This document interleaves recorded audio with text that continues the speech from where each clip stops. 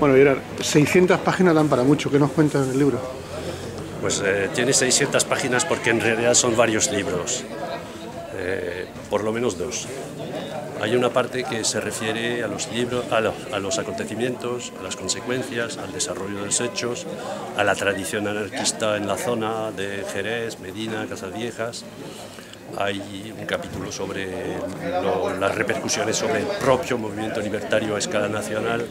Hay evidentemente una relación de cuánto ocurrió en aquellos 5 días trágicos de enero de 1933.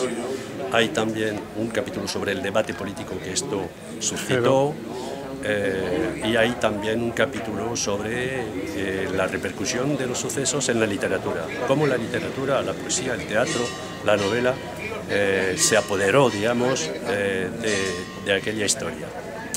Y también hay una segunda parte que no es una aportación a la historia de los sucesos, sino una aportación a la historia del periodismo español anterior a la guerra, porque es un análisis de 65 periódicos, de cómo aquellos 65 periódicos informaron sobre los sucesos.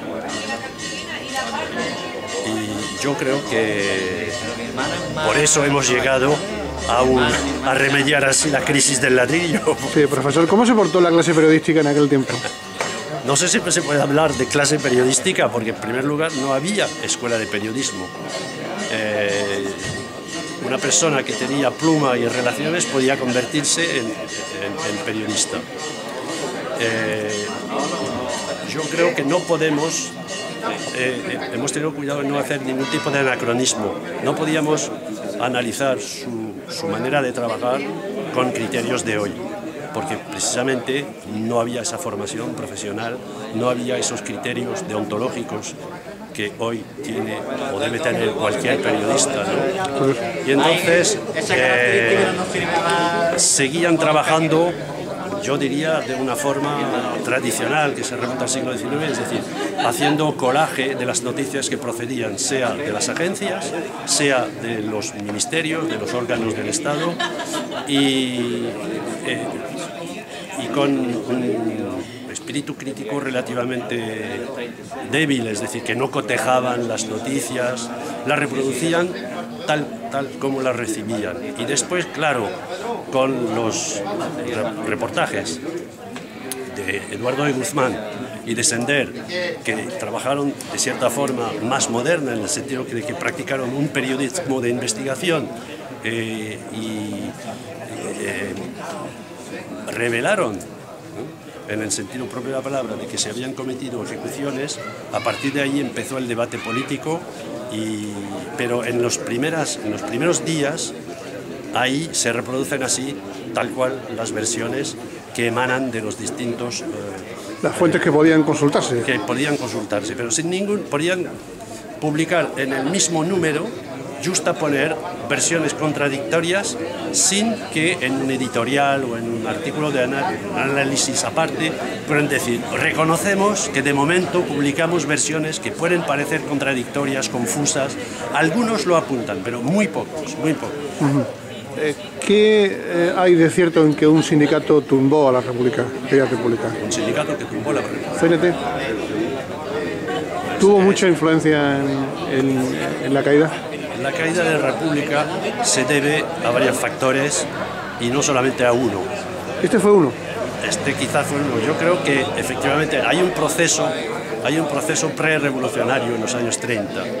Evidentemente la derecha no quiere que ese proceso revolucionario, y no solamente un proceso democrático, y la derecha, y sobre todo la derecha más radical, que no admite la reforma, pues corta violentamente ese proceso de reforma, porque estamos en un proceso de reforma en el 31, en el 32, en el 33, se interrumpe la reforma con el bienio radical cedista, se reactiva el proceso de reforma porque el Frente Popular es un gobierno reformista, no es un gobierno revolucionario, y a partir de allí se acelera la historia con posturas radicalizadas, precisamente porque ha fracasado la reforma. Entonces quedan dos opciones: o la resignación o el camino a la revolución.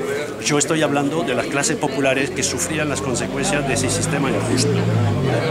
Pues, y después una parte de la derecha se coloca detrás del golpe de Estado. Quisiera conocer su punto de vista. ¿Cree que la situación en España puede llegar al estallido social si se deteriora todavía mucho más el clima de convivencia, la economía doméstica?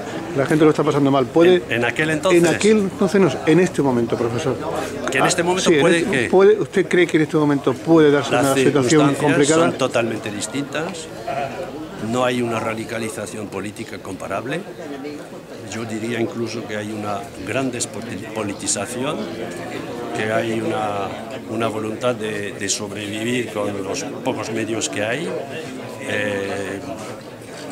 No hay organizaciones capaces de promover un movimiento, digamos, de carácter reivindicativo quizás, pero con una huelga general de 2 días, pero lo que puede haber si la situación empeorara, son movimientos quizás de protesta radical o de violencia esporádica. No quiero hacer comparaciones con lo que está ocurriendo en nuestros vecinos del sur, en Túnez y Argelia, que eso es una cosa. Yo conozco personalmente relativamente bien Túnez y he visto la evolución porque voy frecuentemente allí. Desde hace 15 años hablo con mucha gente y veo, y con estudiantes, y no solamente con estudiantes, y he visto que era una situación inevitable. Lo que hoy está ocurriendo era inevitable porque no se puede admitir que un país se desarrolle, que se enriquezca, que se mantenga una dictadura por un lado, la de Ben Ali, y que por otro a los jóvenes no se les dé salida. O sea, no me extraña nada esos movimientos de rebelión espontánea, porque no hay ninguna organización detrás de eso. Y con estos sindicatos en España hay que hacer algo, hay que cambiar el modelo sindical o cambiamos de líderes sindicales. ¿Qué hacemos? Eso es cuestión que hay que preguntar a los españoles. Yo personalmente no opino sobre la situación española porque bueno, la veo como cualquier ciudadano europeo. ¿Cómo la ve? ¿Cómo la observa? Yo la observo con que quizás hubiera sido prudente modificar la política económica en los momentos de bonanza, pensar que esto no iba a durar durante muchos años, pero yo leo bastante sobre esto para informarme más que para opinar. Yo creo que para opinar bien hay que leer mucho, hay que conocer la realidad en toda su complejidad, y yo no sé hasta qué punto yo conozco esta realidad en toda su complejidad para poder responder. Pues le vamos a escuchar con muchísima atención. Bueno, muchas gracias. En su conferencia. Gracias.